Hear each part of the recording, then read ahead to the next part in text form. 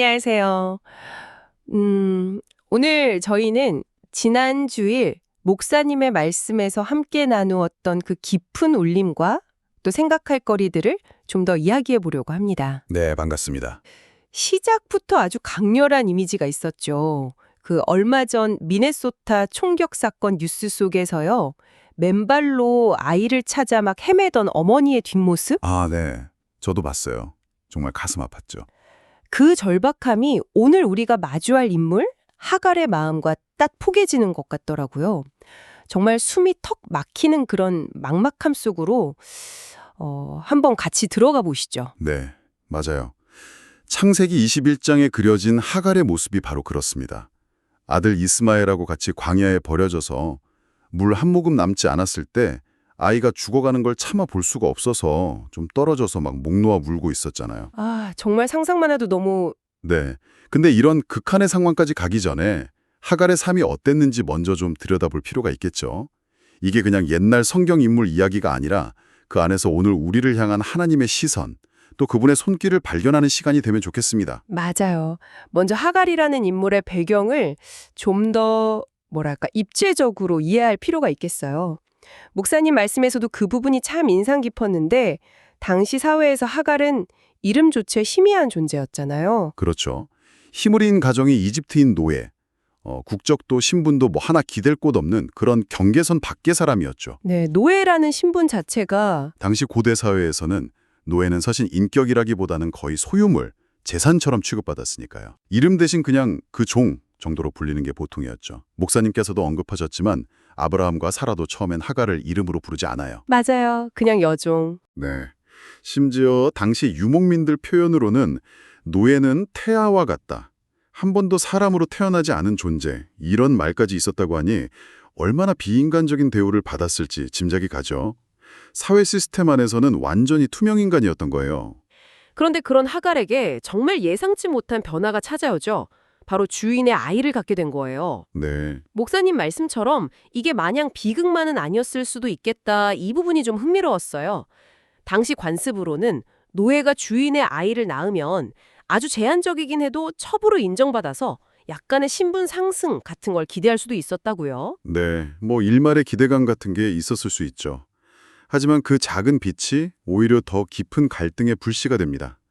창세기 16장을 보면 하갈이 임신한 걸 알고 나서 여주인 사라를 업신여겼다. 이렇게 기록되어 있어요. 네, 업신여겼다. 평생 억눌려 살던 사람이 아주 잠시라도 뭔가 힘의 우위를 점했다고 느꼈을 때 나올 수 있는 어쩌면 너무 인간적인 반응일 수도 있고요. 하지만 이게 곧바로 거센 반작용을 불러오죠. 여기서 사라의 반응을 보면 참 인간의 복잡한 마음이 보이는 것 같아요. 자기 문제 해결하려고 하갈을 이용해 놓고는 하갈 태도가 조금 바뀌니까 그걸 못 참고 학대를 하잖아요. 그렇죠. 목사님께서 그 학대라는 단어, 이게 그냥 꾸짖는 정도가 아니라고 짚어주셨잖아요. 존재의 존엄성 자체를 짓밟는 심리적, 어쩌면 육체적인 폭력일 가능성이 높다는 거죠. 맞습니다. 이건 뭐 힘의 균형이 완전히 기울어진 상태에서 가해진 폭력이니까요.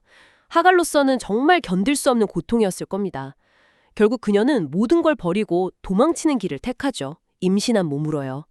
어디로 가야 할지, 살 수는 있을지 아무것도 모르는 막막한 광야를 향해서요. 바로 이 지점에서 목사님의 표현을 빌리자면 하나님의 시선의 이동이라는 아주 중요한 전환이 일어나는 거죠.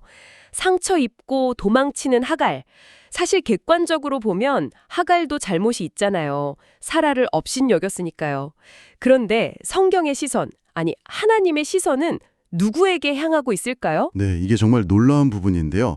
바로 하갈을 따라갑니다. 사회적으로는 없는 사람 취급받고 주인에게 반항하다 도망친 노예, 어쩌면 광야에서 죽어도 누구 하나 신경 안 쓸 것 같은 바로 그 여인에게 하나님의 시선이 머무른다는 거예요. 흠이 있고 이기적인 모습이 분명히 있었는데도요. 네, 그럼에도 불구하고 하나님은 고통 속에서 신음하며 도망치는 가장 약한 자에게 주목하신다는 거죠. 여기서 목사님이 강조하신 핵심, 이게 바로 우리가 매일 경험하는 이유 없는 은혜와 똑같다는 거예요. 우리가 뭐 잘나거나 사랑받을 만해서가 아니라 이렇게 연약하고 부족함에도 불구하고 우리를 찾아오시는 하나님의 무조건적인 사랑, 그걸 하갈 이야기 속에서 발견하게 되는 거죠. 아, 정말 그렇네요. 그냥 지켜만 보신 게 아니라 하나님은 행동하시잖아요. 하갈이 더 깊은 절망, 그야말로 죽음의 사막으로 빠져들기 직전에 수르 광야 샘곁이라는 아주 구체적인 장소에서 그녀를 딱 만나주시죠. 네. 근데 여기서 질문이 하나 생겼어요. 왜 하나님은 하갈이 그 고통스러운 도망길, 거의 뭐 300km나 되는 그 길을 거의 다 왔을 때까지 기다리셨을까? 우리 삶에서도 가끔 하나님 왜 이제야 나타나셨어요? 이렇게 묻고 싶을 때가 있잖아요. 아, 그 부분에 대한 목사님의 비유가 정말 와닿았어요. 마치 부모가 아이가 스스로 일어서 걷는 법 배울 때 넘어질 듯 아슬아슬하게 지켜보다가 정말 위험한 순간에 손을 딱 잡아주는 것처럼요. 아, 네네. 하나님의 시간표는 우리의 조급함과 다를 수 있다는 거죠. 하지만 중요한 건 하나님은 하갈이 도망치던 그 순간부터 단 한순간도 시선을 떼지 않으셨다는 거예요. 가장 도움이 절실한 바로 그 순간, 가장 최적의 타이밍에 개입하시는 거죠. 그리고 그 개입은 그냥 위로만 하는 게 아니라 하갈의 존재 자체를 회복시키는 방식으로 이루어져요. 맞아요. 그 만남에서 정말 놀라운 장면 중 하나는 하나님께서 하갈의 이름을 불러주신다는 거예요. 사레의 여종 하갈아, 네가 어디서 왔으며 어디로 가느냐. 네, 그렇죠. 그때까지 누구도 제대로 불러주지 않았던 이름, 아무도 궁금해하지 않았던 그녀의 과거와 미래를 하나님께서 직접 물으시는 거죠. 와. 이게 그냥 이름을 부르는 게 아니죠. 이름을 부른다는 건 그 존재 자체를 인정하고 그 인격과 삶 전체에 깊은 관심을 표현하는 거거든요. 목사님 말씀처럼 이건 네 지난 모든 삶과 앞으로 네가 걸어갈 모든 길이 나에게는 너무나 소중하다는 하나님의 강력한 메시지인 셈이에요. 아, 정말 감동인데요. 이 메시지는 오늘 우리에게도 똑같이 적용돼요. 세상이 나를 어떻게 보든 때로는 나 스스로가 너무 초라하게 느껴질 때조차도 하나님은 우리의 이름을 부르시면서 우리의 존재 자체를 귀하게 여기신다는 것. 여기서 정말 큰 위로와 힘을 얻게 됩니다.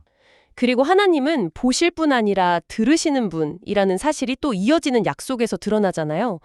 태어날 아들 이름을 이스마엘이라고 지으라고 하시죠. 그 뜻이 하나님께서 들으신다는 거잖아요. 네, 맞아요.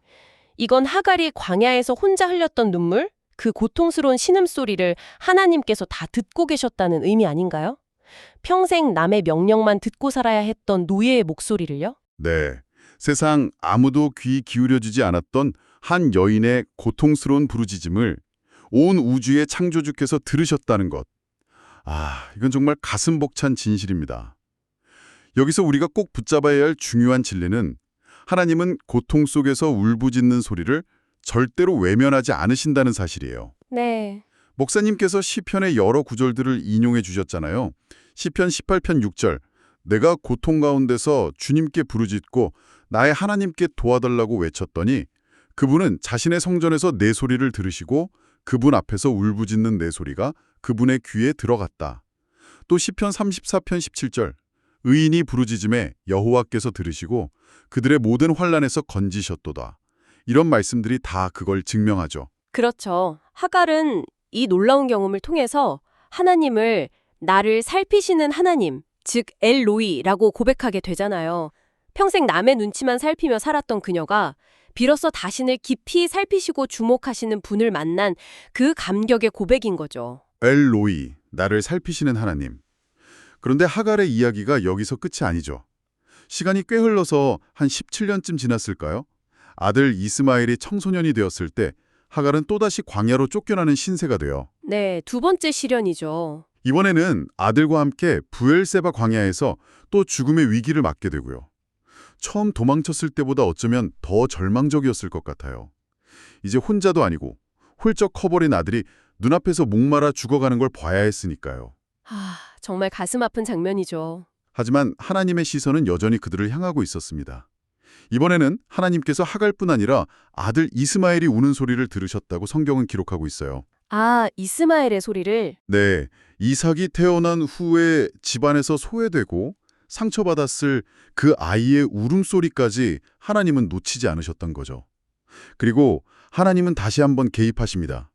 하갈의 눈을 밝혀서 샘물을 보게 하시고 모자에게 살 길을 열어주시죠. 네. 그리고 거기서 그치지 않고 성경은 하나님이 그 아이와 함께 계심에 그가 장성하여 이렇게 덧붙여요.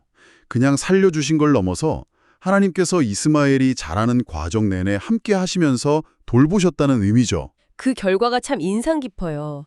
이스마엘은 광야에서 활 쏘는 자로 성장하잖아요. 목사님의 해석처럼 이게 단순히 직업을 말하는 걸 넘어서 창세기 16장에서 예언되었던 들나귀 같은 삶.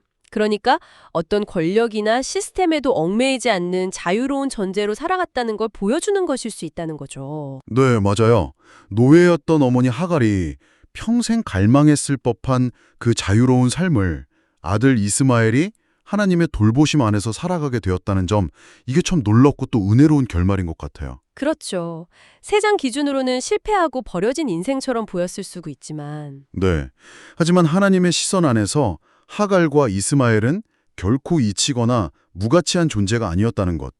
그들의 고통을 보시고 그들의 신음을 들으시고 그들의 삶을 소중히 여기셨고 마침내 그들이 꿈꾸던 모습에 가까운 삶을 살도록 인도하신 하나님의 신실하심을 우리가 보게 되는 거죠. 자, 그렇다면 이 하갈의 이야기가 오늘을 살아가는 당신에게는 어떤 의미로 다가오는지 한번 잠시 생각해 볼 시간인 것 같습니다. 세상의 주목을 받지 못할 때, 때로는 나 자신이 너무 작고 부족하게 느껴질 때 바로 그 하갈을 향했던 하나님의 시선이 오늘 당신을 향하고 있다는 사실을 기억하는 게 중요할 것 같아요. 네. 하나님은 당신의 이름을 부르시고 당신의 삶의 여정을 궁금해하시며 당신의 가장 깊은 신음소리까지도 다 듣고 계신다는 것. 네, 바로 그 엘로이, 나를 살피시는 하나님이 지금 당신과 함께 하십니다. 삶이라는 광야 한가운데에서 길을 잃고 주저앉아 울고 있을 때 어쩌면 하나님은 이미 당신 곁에 와 계실지도 몰라요. 그리고 조용히 물으시는 거죠. 네가 어디서 와서 어디로 가려느냐? 당신의 아픔과 눈물을 다 알고 있다고, 결코 외면하지 않으신다고 말씀하고 계십니다. 당신은 결코 혼자가 아닙니다. 여기서 목사님의 말씀은 우리에게 한 걸음 더 나아가도록 도전하시는 것 같아요. 만약 하나님의 시선이 언제나 이름 없고 소외되고 위로가 필요한 약한 자들을 향해 흘러갔다면 그분의 자녀된 우리 역시 그 시선을 따라가야 하지 않을까요? 그렇죠. 우리의 관심과 마음 그리고 실제적인 손길이 필요한 곳은 어디일까 생각해 보게 되죠. 네, 이게 우리가 한 주간 삶 속에서 붙잡고 고민해봐야 할 질문인 것 같습니다. 당신의 삶의 자리에서 어쩌면 하나님께서 당신의 눈길을 머물게 하시는 하갈은 누구일까요? 당신의 따뜻한 시선과 경청, 작은 도움이 절실히 필요한 사람은 누구일지 한번 돌아보는 시간이 되기를 바랍니다. 네. 우리의 작은 관심 하나가 누군가에게는 그 절망 속에서 만나는 엘로이, 나를 살피시는 하나님을 경험하는 통로가 될 수도 있을 테니까요. 네. 우리의 시선이 머무는 곳에 하나님의 마음이 함께 하시기를 소망합니다. 오늘 나눈 이 이야기들이 당신의 삶에 잔잔한 위로와 또 새로운 다짐을 주는 그런 계기가 되었으면 좋겠습니다.